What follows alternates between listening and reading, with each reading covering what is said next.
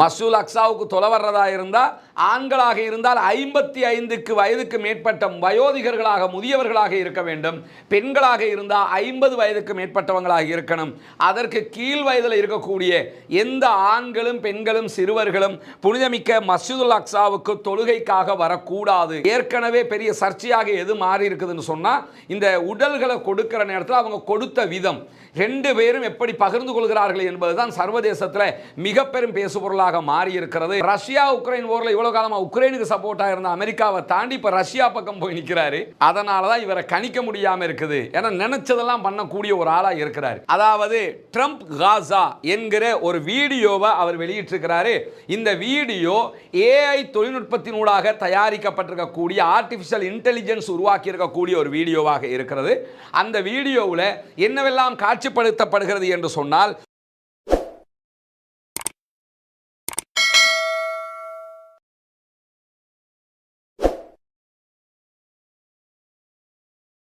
அஸ்ஸலாமு அலைக்கும் வரஹ்மத்துல்லாஹி வபரகாத்துஹு. அன்பிற்கினிய சகோதர சகோதரிகளே, நம் அனைவர் மீதும் ஏக இறைவனுடைய அமைதியும் கருணையும் உண்டாகட்டுமாக என்கிற உயரிய பிரார்த்தனைகளோடு 39வது நாளாகவும் காசாவிலே ஏற்பட்டிருக்கக்கூடிய அமைதி ஒப்பந்தத்திற்கு மத்தியிலே என்னவெல்லாம் நடக்கிறது என்கிற செய்திகளை தான் பார்க்க இருக்கிறோம். குறிப்பாக புனிதமிக்க ரமலானுடைய மாதத்தை பாலஸ்தீன மக்களும் சர்வதேச உலகத்தில் இருக்கக்கூடிய அத்தனை மக்களும் எதிர்கொள்ள இருக்கக்கூடிய இந்த நிலையில் பாலஸ்தீன மக்களுடைய நிலை எப்படி இருக்கிறது என்பதுதான் இன்றைக்கு மிக முக்கியமான செய்திகளாக மாறியிருக்கிற. அதே நேரம் சற்று முன்னால் வெளியாகி இருக்கக்கூடிய ஒரு முக்கியமான செய்தியில் காசாவிலிருந்து ஒரு தாக்குதல் திடீரென இஸ்ரேலை நோக்கி நடத்தப்பட்டிருப்பதான பிரேக்கிங் நியூஸும் வெளியாகி இருக்கிறது. இன்றைக்கு வெளியாகி இருக்கக்கூடிய மிக முக்கியமான செய்திகளுடைய தொகுப்பை ஆரம்பமாக பார்க்க இருக்கிறோம்.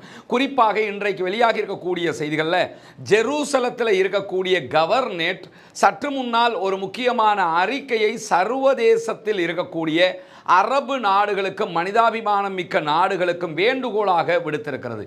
அது என்ன அறிக்கை என்று சொன்னால், எதிர்வருகிற ஓரிரு நாட்களுக்குள்ளாக புனிதமிக்க ரமலானுடைய மாதத்தை நாம் அடைய இருக்கிறோம். இந்த ரமலானுடைய மாதத்திலே மஸ்ஜிதுல் அக்ஸா இஸ்லாமியர்களுடைய 3வது புனித தலமாக இருக்கிறது.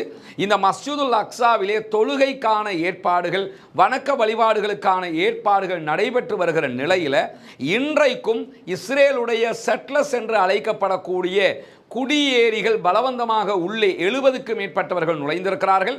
நுழைந்து அங்கே அவர்களுடைய தல்முதிக் என்று சொல்லக்கூடிய வணக்க வழிபாடுகளில் ஈடுபட்டது மட்டுமல்லாமல் மஸ்ஜிதுல் அக்ஸாவினுடைய பகுதிகளையும் தாக்கி இருக்கிறார்கள் என்கிற செய்திகள் வெளியாகி இருக்கிறது. இந்த நிலையில தான் ஜெருசலம் கவர்னேட் ஒரு அறிக்கையை வெளியிட்டிருக்கிறார்கள். அதில் அவங்க என்ன சொல்றாங்கன்னா, எதிர்வருகிற ரமலானுடைய காலத்தில் தொழுகைக்கான கட்டுப்பாடுகளை இஸ்ரேல் விதிக்க இருக்கிறது. அதனுடைய செய்திகள் வெளியாகி கொண்டிருக்கிறது. எனவே தொழுகைக்கு எண்ணிக்கையில் எந்த கட்டுப்பாடுகளையும் விதிக்கக்கூடாது என்று சொல்லியும், ஆத்திரமூட்டக்கூடிய இனவரி நடவடிக்கைகளில் ஈடுபடக்கூடாது என்று சொல்லியும் உடனடியாக அரபு நாடுகள் அதற்குரிய ஏற்பாடுகளை செய்ய வேண்டும் என்கிற கோரிக்கையோடு இணைத்து என்ன சொல்றாங்கன்னா, அவர்கள் முன்வைக்கக்கூடிய இஸ்ரேலியர்களுடைய திட்டங்களில் ஒன்று என்னன்னு சொன்னால், அண்மைய நாட்களில் இந்த விடுதலை செய்யப்பட்டிருக்கக்கூடிய பாலஸ்தீன மக்கள் இருக்கிறாங்களா இல்லையா, இஸ்ரேலுடைய சிறைகளில் இருந்து கைதிகள் பரிமாற்றத்தினூடாக விடுதலை செய்யப்பட்டவர்கள், இவர்களில் யாரும் மஸ்ஜிதுல் அக்ஸாவுக்கு தொழ வரக்கூடாது என்கிற தடையையும் இஸ்ரேல் விதித்திருக்கிறது. 55 முதல் அதற்கு மேற்பட்ட ஆண்களும் 50 வயதிற்கு மேற்பட்ட பெண்களும் மாத்திரம்தான் மஸ்ஜிதுல் அக்ஸாவுக்கு தொழுகைக்காக வர வேண்டும் என்கிற ஒரு நிபந்தனையையும் இஸ்ரேல் விதித்திருக்கிறது. மஸ்ஜிதுல் அக்ஸாவுக்கு தொலை வர்றதா இருந்தால் ஆண்களாக இருந்தால் 55 வயதுக்கு மேற்பட்ட வயோதிகர்களாக முதியவர்களாக இருக்க வேண்டும். பெண்களாக இருந்தால் 50 வயதுக்கு மேற்பட்டவங்களாக இருக்கணும். அதற்கு கீழ் வயதில் இருக்கக்கூடிய எந்த ஆண்களும் பெண்களும் சிறுவர்களும் புனிதமிக்க மஸ்ஜிதுல் அக்ஸாவுக்கு தொழுகைக்காக வரக்கூடாது என்கிற நிபந்தனையையும் இஸ்ரேல் விதித்திருப்பது மட்டுமல்லாமல் கிழக்கு ஜெருசலம் பகுதிகளில் 3000க்கு மேற்பட்ட இஸ்ரேலிய இராணுவத்தை குவிப்பதற்கான திட்டத்தை அறிவித்திருக்கிறார்கள். 82 மேலதிக இராணுவ சாவடிகளும் அமைக்கப்பட்டிருக்கிறது. Military barriers 82 அமைக்கிறாங்க. இதுல 3000க்கு மேற்பட்ட இராணுவம் குவிக்கப்படுகிறது. குவிக்கப்பட்டு பள்ளிவாயலுக்கு வரக்கூடியவர்கள் கட்டுப்படுத்தப்பட போகிறார்கள். எனவே இதை தடுத்து நிறுத்துங்கள் என்கிற கோரிக்கைகளை தான் அரபு இஸ்லாமிய நாடுகளிடத்தில் சர்வதேச ரீதியாக பாலஸ்தீன மக்கள் கோரிக்கையாக முன்வைத்திருக்கிறார்கள் என்று சொல்லி இன்றைக்கு பாலஸ்தீனத்தினுடைய PA பாலஸ்டைன் அத்தாரிட்டி அறிவித்திருக்கக்கூடிய அறிவிப்பில் வெளியிட்டிருக்கக்கூடிய காட்சியை நம்ம பார்க்கலாம்.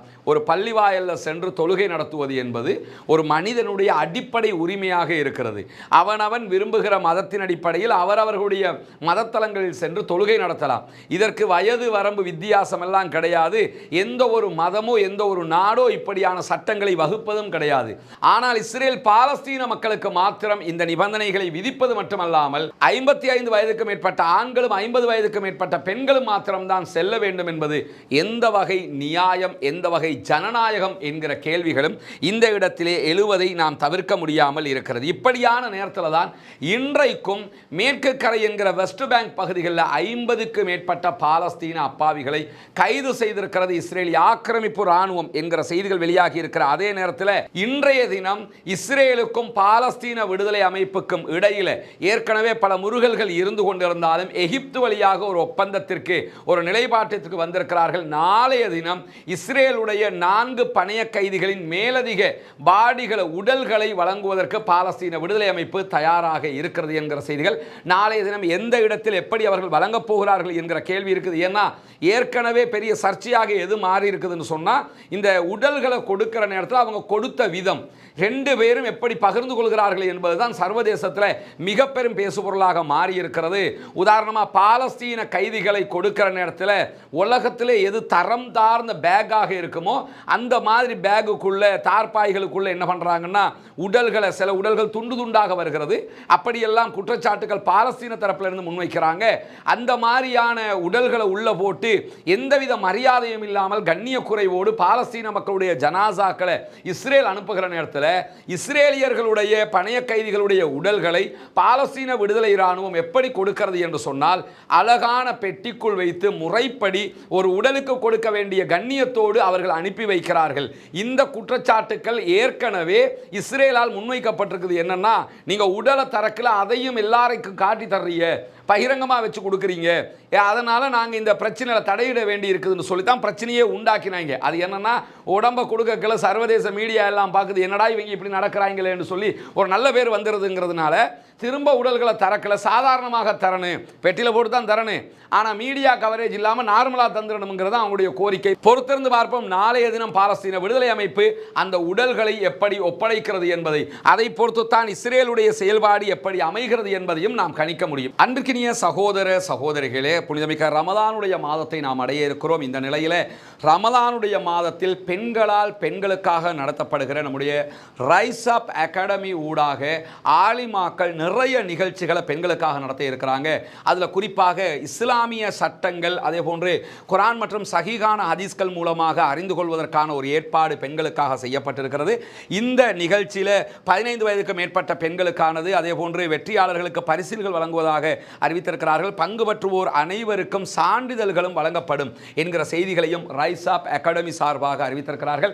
இந்த நிகழ்விலே பெண்களும் கலந்து கொள்ளுங்கள். கலந்து கொள்ள விரும்புகிற பெண்கள் இதிலே குறிப்பிடப்படுகிற வாட்ஸ்அப் இலக்கத்திற்கு நீங்கள் தொடர்பு கொள்ள முடியும். இந்த வாட்ஸ்அப் இலக்கங்கள் அதே போன்று இந்த தகவல்கள் நம்முடைய டெலிகிராம் மற்றும் வாட்ஸ்அப் சேனல்லையும் நம்ம வெளியிடுவோம். நம்முடைய சமூக வலைதள பக்கங்கள் அனைத்திலும் வெளியிட்டிருக்கிறோம். நீங்கள் அதனூடாக அவங்களோட தொடர்பு கொண்டு இந்த நிகழ்வில் பெண்கள் பங்கெடுக்க முடியும். அதே போன்று ரமலானை முன்னிட்டு அவர்கள் நடத்தக்கூடிய இன்னும் ஒரு முக்கியமான நிகழ்ச்சி தான் இந்த தர்ஜுமா நேரம் என்கிற ஒரு நிகழ்ச்சியை நடத்துகிறார்கள். திருமறை குர்ஆனை பொருளோடு வாசிப்பதற்கான ஒரு நிகழ்ச்சியாக இதை அமைத்திருப்பது மட்டுமல்லாமல் சுவாரஸ்யமான போட்டிகளையும் இதற்குள்ளும் அவர்கள் வைத்திருப்பதாக அறிவித்திருக்கிறார்கள். எனவே இந்த நிகழ்விலும் நீங்கள் பங்கெடுக்க முடியும். வயதெல்லை 16 முதல் 60 வயதுண்டான அத்தனை பெண்களும் இதிலே பங்கெடுக்க முடியும் என்று அறிவித்திருக்கிறார்கள். எனவே இந்த நிகழ்ச்சிகளையும் பங்கெடுப்பதோடு புனிதமிக்க ரமலானுடைய மாதத்தை முன்னிட்டு சிறப்பு உரைகள் 2 நம்ம வெளியிட இருக்கிறோம். காசாவினுடைய அப்டேட் வளம மாதிரி வரும். மற்ற சர்வதேச செய்திகளும் வெளிவருகிற அதே நேரத்தில் நம்முடைய யூடியூப் மற்றும் ஃபேஸ்புக் பக்கங்களில் மார்க்கம் தொடர்பான 2 முக்கியமான தலைப்புகளை நாம் வெளியிட இருக்கிறோம். அதிலே ஒன்றுதான் வரலாற்று நாயகர்கள் என்கிற பெயரில் ஹீரோஸ் ஆஃப் ஹிஸ்டரி என்கிற தலைப்பில் ரமலானிலே 15 நாட்களுக்கு இன்ஷா அல்லாஹ் நபித்தோழர்களுடைய அரிதாக பேசப்படக்கூடிய தரக்கூடிய மிக முக்கியமான செய்திகளை தொகுத்து வழங்க இருக்கிறோம். வெறும் 20 நிமிடங்கள் மாத்திரம்தான் இந்த உரை ஒளிபரப்பாக இருக்கிறது. நோன்பு திறக்கிற இஃப்தாருடைய நேரத்தில் இந்த உரை நம்முடைய தளங்களில் வெளியிடப்பட இருக்கிற அதே நேரத்தில் இன்னும் 15 நாட்களுக்கு மகிழ்ச்சியை தேடிய மாமனிதர்கள் என்கிற தலைப்பில் இஸ்லாத்தை ஏற்றுக்கொண்ட பிரபலங்களுடைய வரலாறுகளை நாம பார்க்க இருக்கிறோம். இஸ்லாத்தை அவங்க எப்படி புரிஞ்சுக்கிட்டாங்க, இஸ்லாத்துக்குள்ள அவங்க ஏன் நுழைஞ்சாங்க, இஸ்லாத்தில் அவங்க கண்ட சிறப்பம்சங்கள் என்ன என்கிற அனைத்து விவகாரங்களும் அதிலே அலசப்பட இருக்கிறது ஆதாரபூர்வமாக. இன்ஷா அல்லாஹ் அந்த தொடரையும் பார்க்க தவறிவிடாதீர்கள். பெண்களுக்கான நிகழ்ச்சிகளில் இணைந்து கொள்கிற அதே நேரம் ஆண்கள் பெண்கள் இருபாலாரும் நம்முடைய இந்த நிகழ்ச்சிகளை பார்வையிடுவது மட்டுமல்லாமல் மற்ற மக்களுக்கும் இவற்றை கொண்டு போய் சேருங்கள். குழந்தைகளுக்கான சிறப்பு நிகழ்ச்சிகளும் ரைஸ் அப் அகாடமி சார்பாக நடைபெற இருக்கிறது. அது தொடர்பான மேலதிக செய்திகளையும் நாளைய தினம் நம்முடைய உரையிலே நீங்கள் எதிர்பார்க்க முடியும். இப்படியான நேரத்தில் அமெரிக்க அதிபர் டொனால்ட் ட்ரம்ப் தன்னுடைய அதுக்கு என்ன சொல்றது, ஜனாதிபதியாக இருந்து ஒருத்தர் என்னவெல்லாம் செய்வாரோ அதை தாண்டி அவர் சில வேலைகளை பண்றாரு. அவருடைய ஆட்சியில் நம்ம பார்க்குறோம், சிலதை சீரியஸாக பண்ணுவார், சிலது எதுக்கு பண்ணுறாருன்றே தெரியாமல் உலகமே நகைப்புக்குள்ளாகிற விதமாக பண்ணுவார். காசாவில் இருக்கிற மக்கள் எல்லாம் உடனே வெளியேறுங்க, ஜோர்தானுக்கு போங்க, இல்லாட்டி ஈஜிப்டுக்கு போங்கன்னு சொல்லிக்கிட்டு இருக்கிறவர், காசாவினுடைய யுத்தத்திற்கு இஸ்ரேலுக்கு சப்போர்ட்டிவாக நிற்கக்கூடியவர், ரஷ்யா உக்ரைன் போரில் இவ்வளோ காலமாக உக்ரைனுக்கு சப்போர்ட்டாக இருந்த அமெரிக்காவை தாண்டி இப்போ ரஷ்யா பக்கம் போய் நிற்கிறாரு. அதனால தான் இவரை கணிக்க முடியாமல் இருக்குது. ஏன்னா நினைச்சதெல்லாம் பண்ணக்கூடிய ஒரு ஆளாக இருக்கிறார். இந்த நேரத்தில் ஒரு ஜனாதிபதி செய்கிற வேலை அல்ல ஒரு வேலையை அவர் பார்த்திருக்கார். அதுக்காக வெள்ளை மாளிகையில் இருக்கக்கூடியவங்களும் அவருக்கு எதிராக ஒரு வேலையை பார்த்திருக்காங்க. அது என்ன வேலைங்கிறத பார்க்கறதுக்கு முன்பதாக அவர் என்ன வேலையை பார்த்திருக்காருங்கிறது தெரியணுமா இல்லையா? அவர் செய்திருக்கக்கூடிய வேலை இதுதான். அதாவது ட்ரம்ப் காசா என்கிற ஒரு வீடியோவை அவர் வெளியிட்டிருக்கிறாரு. இந்த வீடியோ ஏஐ தொழில்நுட்பத்தினூடாக தயாரிக்கப்பட்டிருக்கக்கூடிய ஆர்டிஃபிஷியல் இன்டெலிஜென்ஸ் உருவாக்கி இருக்கக்கூடிய ஒரு வீடியோவாக இருக்கிறது. அந்த வீடியோவில் என்னவெல்லாம் காட்சிப்படுத்தப்படுகிறது என்று சொன்னால், ட்ரம்ப் காசா என்கிற காசாவினுடைய ரிசார்ட் ஒன்று உருவாக்கப்பட்டு சுற்றுலா பயணிகளுக்கான ஒரு வலயமாக காசா ஆக்கப்பட்டிருக்கிறது. அங்கே சுற்றுலா பயணிகள் வந்து போய் இருக்கக்கூடிய நேரத்தில் காசாவினுடைய பகுதிகளில் ட்ரம்ப் காசா என்கிற ஒரு பகுதி, அந்த காசாவுக்குள்ளேயே ஒரு ரெசார்ட் ஒன்று உருவாக்கப்படுகிறது. அந்த ரெசார்ட்டில் உயரமான கட்டிடங்கள், அதே போன்று அழகான கடற்கரைகள் எல்லாம் காட்டப்படக்கூடிய நேரத்தில் பாலஸ்தீன மக்களும் பாலஸ்தீன குழந்தைகளும் சுரங்க பாதைகளுக்குள்ள இருந்து வெளியே வர்றாங்க. குண்டு வெடிச்சிருக்கக்கூடிய அந்த கட்டிடங்களுக்குள்ளே இருந்து வெளியே வர்றாங்க. அப்படி வெளியே வருகிற நேரத்தில் எலான் மாஸ்கும் அந்த வீடியோவில் காட்சிப்படுத்தப்படுறாரு. எலான் மாஸ்க் என்ன பண்றாருன்னு சொன்ன அந்த பணங்களை எல்லாம் அப்படி மேலே போட்டு காசுக்குள்ள விளையாடிக்கிட்டு இருக்கிறாரு. எதையோ ஒன்று சாப்பிட்றாரு, அதுக்கப்புறம் காசுக்குள்ள அவர் விளையாடிக்கிட்டு இருக்கிறாரு. டொனால்ட் ட்ரம்ப் அரகுர ஆடையோடு இருக்கக்கூடிய ஒரு பொம்பளையோட டான்ஸ் ஆடிக்கிட்டு இருக்கிறாரு. அப்படி டான்ஸ் ஆடும்போது இன்னொரு காட்சியில் பெஞ்சமின் நெத்தனியாகு இஸ்ரேலுடைய பிரதமரும் அமெரிக்க ஜனாதிபதி டொனால்ட் ட்ரம்பும் சூரிய குளிக்கக்கூடிய விதமான ஒரு காட்சியும் அதிலே படமாக்கப்பட்டிருக்கிறது. இந்த காட்சிக்கு நடுவில் ஒரு பாடல் ஒன்று ஒளிபரப்பப்படுகிறது. அந்த பாடலில் என்ன சொல்லப்படுதுன்னா, உங்களை விடுவிப்பதற்காக டொனால்ட் ட்ரம்ப் வர்றாரு, காசா மக்களுக்கு சுதந்திரத்தை கொடுக்க வர்றாராம். சுதந்திரத்தை கொடுக்கறதுனா காசாவை தான் கொடுக்கணும், காசாவிலிருந்து வெளியேற்றுறதல்ல. ஆனால் அந்த பாட்டு வரிகள் என்ன வருதுன்னு கேட்டால், உங்களை விடுவிக்கிறதுக்காக டொனால்ட் ட்ரம்ப் வர்றாரு, இனி சுரங்கங்கள் கிடையாது, பயம் கிடையாது, ட்ரம்பினுடைய காசா இறுதியாக வந்துவிட்டது அப்படின்னு சொல்லி இந்த வீடியோவில் ஒரு பாடல் ஒளிபரப்பப்படுகிறது. இந்த வீடியோ ஒளிபரப்பப்பட்டு ஒரு சில மணி நேரங்களுக்குள்ளாக தான் அமெரிக்காவில் ஒரு மீட்டினை நடத்தி இருக்கிறாரு டொனால்ட் ட்ரம்பினுடைய ஒரு அதிகாரி. அந்த மீட்டினில் நிறைய யூத பில்டர்ஸ் கலந்து கொண்டிருக்கிறாங்க, கட்டிடங்களை கட்டக்கூடிய ரியல் எஸ்டேட் நடத்தக்கூடியவங்க. அவங்களோட ஒரு மீட்டினை நடத்தியிருக்கிறாங்க. காசாவை கைப்பற்றினா அதை எப்படி ரியல் எஸ்டேட்டாக மாற்றுறதுன்னு சொல்லி ஒரு மீட்டினும் நடத்தப்பட்டிருக்கிறது. நம்ம இது ஏதோ ஓஞ்சி போகுதுன்னு நினைச்சா ஓஞ்சி போக டொனால்ட் ட்ரம்ப் வந்து தன்னுடைய வித்தைகளை, தன்னுடைய இந்த மாதிரி கூத்துகளை காட்டிக்கிட்டு தான் இருக்கிறார். அவருடைய ட்ரூத் சோஷியல் பேஜில் தான் இதை வெளியிட்டிருக்கிறார். டொனால்ட் ட்ரம்ப்புக்கு கடந்த ஆட்சி முடிவில் அவர் தேர்தலில் தோத்து போயிடுறாரு. தோற்று போகிற நேரத்தில் சோசியல் மீடியாலாம் அவருக்கு எதிராக திரும்பி இருந்தது. இப்போ எலான் மாஸ்க் கையில் இருக்கக்கூடிய எக்ஸ் வலைதளம் அன்றைக்கு எலான் மாஸ்கிடம் இருக்கவில்லை, அதுவும் இவருக்கு எதிராக இருந்தது. அதே போன்று ஃபேஸ்புக் மொத்தமாக இவருக்கு எதிராக இருந்து ஃபேஸ்புக் இவரை தன்னுடைய ஃபேஸ்புக் தளத்தில் இருந்தே ஓரங்கட்டியும் இருந்தது. அந்த நேரத்தில் என்ன பண்ணாருன்னா, உடனடியாக ட்ரூத் சோஷியல் என்று சொல்லி ஃபேஸ்புக் மாதிரி இன்ஸ்டாகிராம் மாதிரி அவர் ஒரு சோஷியல் மீடியாவை பெரிய கோடீஸ்வரனுங்கிறதுனால உருவாக்கி இருந்தார். அந்த ட்ரூத் சோஷியலில் தான் இந்த வீடியோ வெளியிட்டிருக்கிறாரு. யூடியூப்லையும் இன்றைக்கு பல ஊடகங்கள் இதை டவுன்லோட் பண்ணி வெளியிட்டிருக்கிறாங்க. அந்த வீடியோவில் இந்த காட்சிகள் எல்லாம் காட்டப்படுகிறது. எனவே டொனால்ட் ட்ரம்ப் மீண்டும் மீண்டும் இதை வலியுறுத்துகிறார் என்பதற்கான ஒரு வீடியோவாக இது பார்க்கப்படுகிறது. சர்வதேச அளவில் மனிதாபிமானம் மிக்க பல நாடுகளாலும் பல மக்களாலும் இந்த வீடியோ கண்டனத்துக்குள்ளாகி இருப்பது இருப்பதையும் நாம் பார்க்க முடிகிறது. ஏன்னு சொன்னால் எலான் மாஸ்க் மாதிரி ஒரு பணக்காரனும் இதோடு சேர்ந்து கொண்டு ஒரு சமூகத்தை அழிப்பதற்கு திட்டமிடுகிறார்கள் என்பதுதான் இதனுடைய மிகப்பெரிய அடிப்படையாக இருக்கக்கூடிய நேரத்தில் தான் ஐநாவினுடைய பாதுகாப்பு கவுன்சிலில் இஸ்ரேல் அதே போன்று அமெரிக்காவினுடைய முன்னாள் பேச்சுவார்த்தையாளராக செயல்பட்டவர் இன்றைக்கு இஸ்ரேலை கடுமையாக கண்டித்திருக்கிறார். அவங்கள ஆட்களே அவங்களை கண்டிக்கிற ஒரு நிலை ஏற்பட்டிருக்கிறது. அமெரிக்கா மற்றும் மத்திய கிழக்குக்கான திட்டத்தினுடைய தலைவராக இருக்கக்கூடிய லெவி தான் இன்றைக்கு இந்த கண்டனங்களை தெரிவித்திருக்கிறார். பாலஸ்தீனர்களை பாலஸ்தீனிலிருந்து வெளியேற்றி காசாவை கைப்பற்றுகிற டொனால்ட் ட்ரம்பினுடைய திட்டத்தை வெளிப்படையாக கண்டித்திருக்கிறார். பாலஸ்தீனியர்கள் சட்டவிரோதமான கட்டாய இடப்பெயர்வை எந்த அரசுமே அங்கீகரிக்க கூடாது, அதை ஊக்குவிக்கவும் கூடாது என்று சொல்லி அவர் வலியுறுத்தியிருக்கிறது மட்டுமல்லாமல் பாலஸ்தீனத்தில் இருந்து பாலஸ்தீன மக்களை வெளியேற்றுகிற திட்டத்தை எந்த கவர்மெண்டாவது ஆதரிச்சாங்கன்னா அவர்களை ஐநா பாதுகாப்பு கவுன்சிலில் இருந்து ஓரமாக்கணும் என்று சொல்லி பேசியிருக்கிறார். பெரும்பாலும் இன்னைக்கோ நாளைக்கோ இவரை போஸ்ட்ல இருந்து ஓரமாக்கிடுவாங்க. ஏன்னா அப்படியான ஒரு இடத்துல போய் நின்று தன்னை பதவிக்கு அமர்த்தியவர்களுக்கு எதிராகவே அவர் பேசியிருக்கிறார். அதனால அவரை கண்டிப்பாக பதவியிலிருந்து தூக்கிடுவாங்கிறது தெரியும். ஆனாலும் உண்மையை பேசியிருக்கிறார் என்பதை இந்த இடத்திலே நாம் கவனிக்க இருக்கிறோம். அதே நேரத்தில் இஸ்ரேலுடைய எதிர்க்கட்சி தலைவர் லாபிட் வாஷிங்டன் டிசியில் பத்திரிகைகளுக்கு வழங்கி இருக்கக்கூடிய ஒரு பேட்டி, ஒரு அறிக்கை தொடர்பாக எகிப்து தன்னுடைய கண்டனத்தையும் மறுப்பறிக்கையையும் இன்றைக்கு வெளியிட்டிருக்கிறது.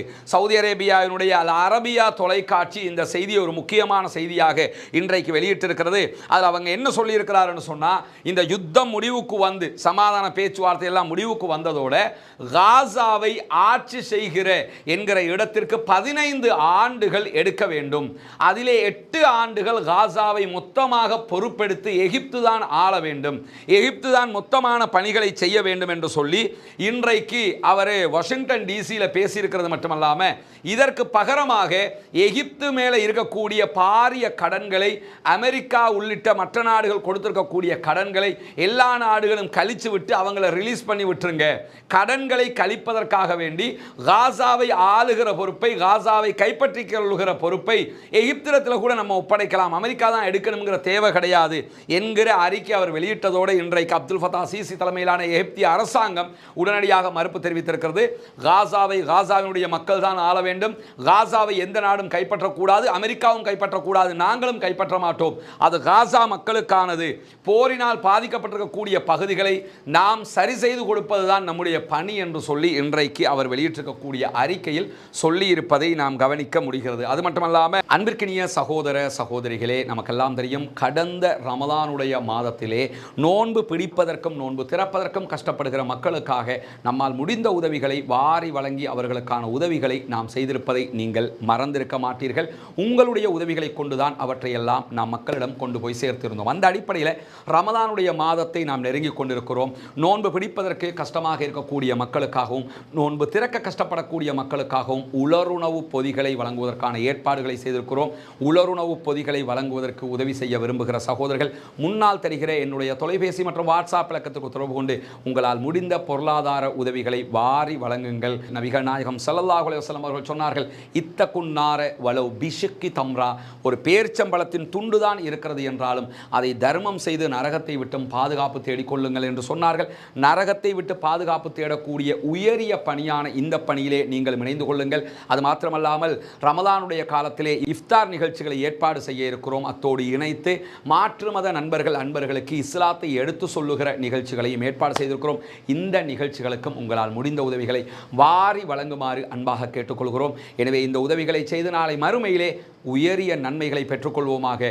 சமூகத்திற்கான பணியிலே கைகோர்ப்போம், சொர்க்கத்தை அடைவதற்கான முயற்சியிலே ஈடுபடுவோம். வல்ல ரஹ்மான் நம் அனைவரையும் எப்போதும் நல்ல பணிகளில் ஒன்றிணைப்பானாக.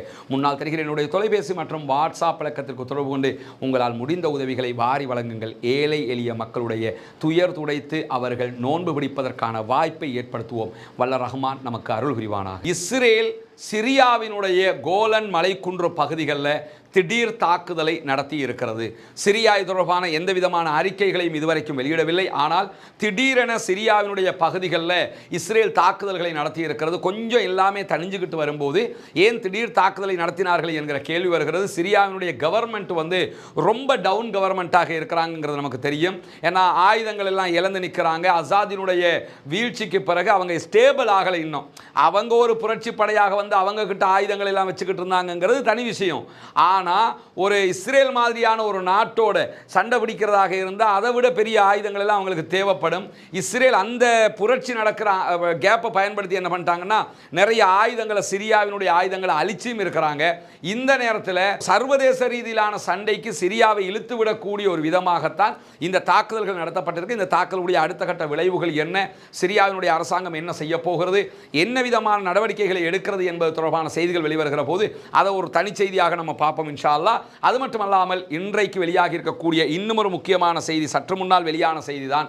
அல் ஜசீராவினுடைய அரபு பக்கம் வெளியிட்டிருக்கக்கூடிய செய்தி, காசாவில் இருந்து இஸ்ரேலை நோக்கி ஒரு தாக்குதல் நடத்தப்பட்டிருப்பதாகவும் ஒரு ஆளில்லா ட்ரோன் ஏவப்பட்டிருப்பதாகவும் அந்த ட்ரோன் இஸ்ரேலுக்குள் நுழைவதற்கு முன்பதாக காசாவுக்குள்ளேயே விழுந்து வெடித்திருக்கிறது, வெடிப்பு சப்தங்கள் கேட்டிருக்கிறது என்கிற செய்திகளை அல் ஜசீராவினுடைய அரபு பக்கம் சொல்றாங்க.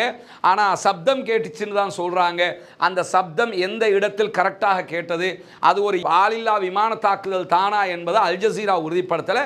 ஆனால் இஸ்ரேலிய அதிகாரிகள் என்ன சொல்றாங்கன்னா அது ஆளில்லா விமான தாக்குதல் தான் சொல்றாங்க. இப்படியான ஒரு நிலையில இது மாதிரியான ஒரு காரியத்தை பலஸ்டைன் விடுதலை இராணுவம் செய்யுமான்னு பார்த்தோம்னா செய்வதற்கு வாய்ப்பே இல்லை. சில நேரங்களில் வேறு விதமான சூழ்ச்சிகள் நடப்பதற்கான வாய்ப்பு இருக்கிறது. என்ன நடக்கிறது என்பது அடுத்தடுத்து வரக்கூடிய செய்திகளை பொறுத்து தான் இருக்கிறது.